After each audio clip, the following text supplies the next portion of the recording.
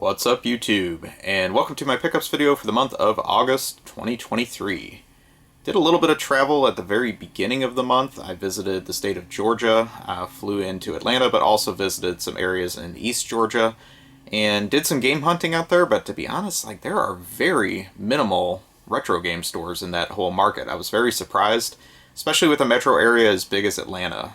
So maybe if I have any followers from that area and I missed something, please let me know, but it just felt very barren for such a large metro city and even the state with some of the heavy population in some of the areas I visited. So you'll see one thing from that trip, but ultimately didn't really find a whole lot. I did get some records on that trip, but I didn't really find much in the way of video games. So overall, a pretty light month. I had the local con last month, and you've already seen those pickups, but I'll go into the stuff that I found this month. So the first thing was an eBay pickup. This was actually something that I've been wanting for a while.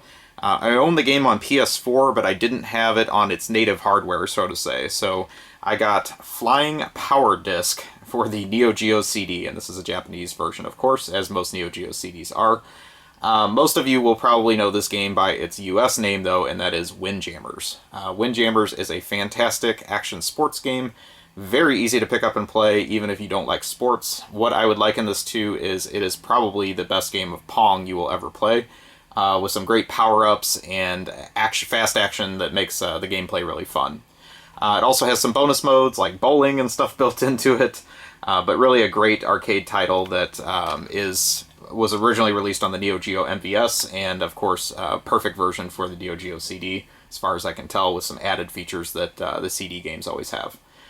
This one really wasn't a huge hurry for me to get for my Neo Geo CD collection, just because, like I said, there was a PS4 reissue of the game that Limited Run, I believe, put out a couple years ago, and I've been playing that for quite a while. There is a modern sequel to Windjammers that I skipped, that also I think came out from Limited Run, so if anybody has that and you have any opinions, I am interested, because kind of wondering if I should have bought that, even though I don't think any of the original developers at Data East had anything to do with it. But very fun game, vibrant colors, some interesting characters that are very 90s in appearance, and I just think this was a great time and moment that Neo Geo got something very unique, apart from your typical sports games and action games. So, very fun title, and very happy to have this in my Neo Geo CD collection. Speaking of Japanese games, I got a new release. This was one that I pre-ordered a few months ago, and was happy to see this arrive. I believe it came in from was it Taiwan, I think that it was shipped from? Not positive. Ordered it from a different importer this time. But this is a part of the M2 Shot Trigger series of shooting games that Toaplan put out over the years. And they are very slowly archiving these in this series that M2 is handling all the production of. And so this is the Zero Fire collection, and this is two primary games that are included as far as the shooters. You're getting Zero Wing as well as Hellfire. Those are the two titles. So, of course, the title is kind of a blend of the two. It does have bonus games, though, as most of these Toaplan collections do, and so you also get Horror Story included in the pack. I'll talk a little bit about that one here in just a second. And then it also includes a download code in the package for Teki Paki, which was a download code for some of the other titles in the series already. A great action puzzle game, but kind of weird that they just keep repeating that one as the freebie. So let me share a little bit about these. I love Toaplan shooters of this era, and ultimately these are probably two of my least favorite. Zero Wing is not a great shooter, and even the Perfect Arcade version that's on here is just not a great game. It does also include the home versions for the Sega Mega Drive. Strangely, this was the one that we never got in the US as for the Sega Genesis, but it did come out in the European market as well as the Japanese market, so I'm not really sure why they skipped that one here, considering most of these shooters of the era from Toaplan did make it to the Sega Genesis. The Mega Drive version for Europe is, of course, the notorious version that became internet meme famous back in the day with the All Your Base Are Belong to Us, and several other choice bits of mangled English that made it into the game. This release also plays that up in that you get a little bonus sticker in the pack to remind you of that famous image from the intro to that game. And of course, all the other language in that game is equally just as much of a mess. So very entertaining, I guess, to see that if you haven't already seen it a million times, because it's kind of an internet meme that's been run into the ground. But you do get all the home versions of Zero Zero Wing and also the arcade version is included in the pack. Sorry, I'm getting thrown off by the title here on the the way they mixed it. And then, of course, the other game is Hellfire. Hellfire came out for arcade, of course, which is included. A little bit better game than Zero Wing, but still, honestly, not one of Toaplan's best. It could be that both of these are horizontal shooters, and I much prefer Toaplan's vertical shooters. That might be where some of my bias is coming in. And then for Hellfire, you get, of course, the Sega Genesis, and then all the Mega Drive versions of that, because that one did come out in all 3 markets. And then you also get Hellfire S, which was a PC Engine CD home version as well, which I do have that on PC Engine also.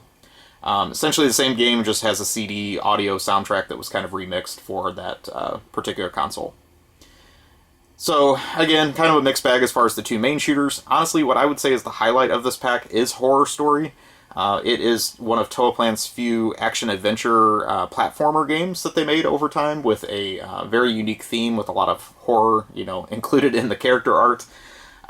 It is a fun game to play, but it's also very clunky. It is not a polished platformer by any means. Even the arcade version is kind of a mess, to be honest, as far as some of the jumps and things like that you have to make in the game. But it does have a lot of fun power-ups. They borrowed some power-ups from the shooters that make the game a little bit more fun. And the character art is obviously not too serious, and it definitely is a lot of fun with that too. That game also got one home version, which was also for PC Engine CD, and I have that in my collection already. I actually just recently bought that last year, so that version is included in the pack as well. But overall, I would say that is, of the 3 games, probably the one that you're going to play the most, at least for me, because I didn't really care for the 2 shooters. And then, if you haven't already played Techie Packy with the download, it's great to have that. One caveat for anybody that's new to these is that you really need a Japanese PSN account to be able to unlock all the stuff, because really a lot of the game content is actually on a separate download code that is inside the package. I don't know why they continue to do it this way. It's really strange, but you won't get all those home versions of the games if you just play it as is. So you do need that download code to unlock some of that additional content. But yeah, I really do like this M2 Shot Trigger series. I feel like they've covered just about all the early Toaplan stuff, and this was kind of the middle era, which was not the best either.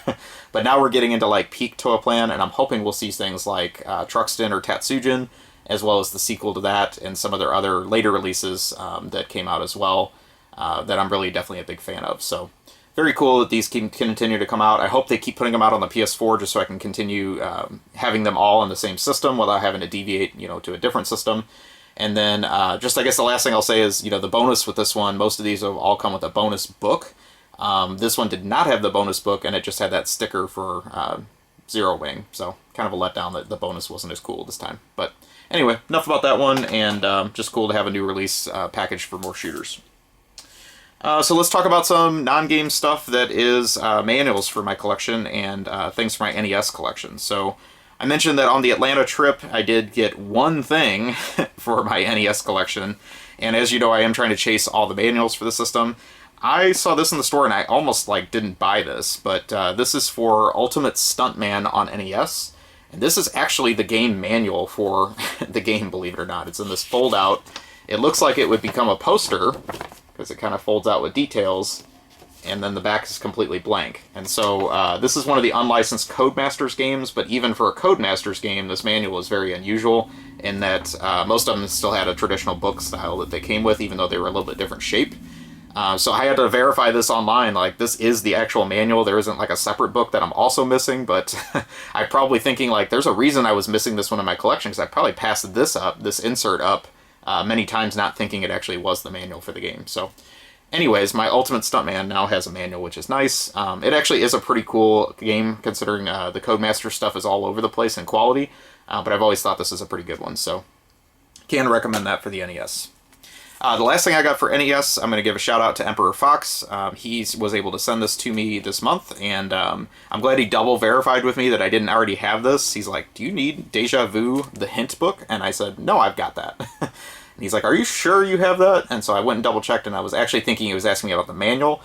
This is separate from the manual. This was something you had to mail away for, I believe, to get from Kemco, and gives you some additional tips on the game. I think they did the same thing for Uninvited and also oh geez, what's the other game in this series? There's like 3 of these point-and-click mystery games, but the other one, Shadowgate, I think also had a hint book also. So now I guess I have to track down all these bonus hint books, but I thought it was cool.